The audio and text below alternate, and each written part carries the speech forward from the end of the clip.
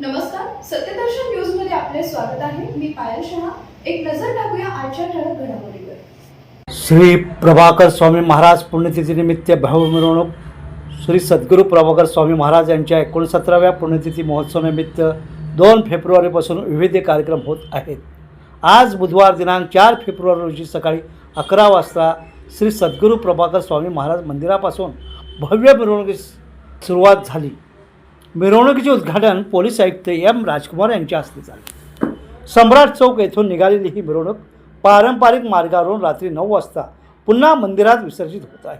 या प्रसंगी ट्रस्टी उदय वैद्य अधिक माहिती देताना म्हणाले की श्री सद्गुरू प्रभाकर स्वामी महाराजांच्या रथ मिरवणुकीचा सकाळी शुभारंभ झाला।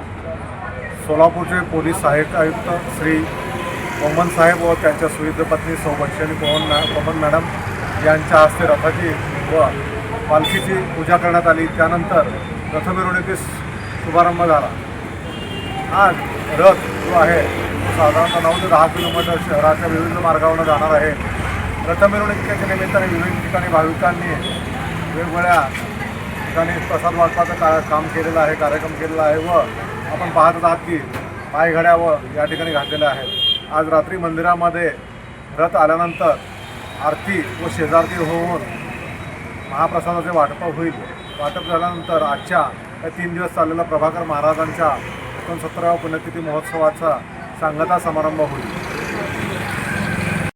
मिरवणुकीमध्ये श्री सद्गुरू प्रभाकर स्वामी महाराज मंदिर सार्वजनिक ट्रस्टचे मॅनेजिंग ट्रस्टी बाळकृष्ण शिंगाडे, वसंत बनगर, वामन वाघचोरे, मंदिर ट्रस्टी सदस्य रवी गोंड, सम्राट राऊत, सुभाष बद्दुरकर, रमेश देशमुख, मंदिराचे व्यवस्थापक निरंजन दनकाळे, भजनी मंडळाचे दत्तात्रय कुसेकर, प्रकाश कोथिंबरे, मंदिराचे प्रसारण विभागाचे प्रमुख परशुराम होटकर यांच्यासह अनेक भक्त उपस्थित होते।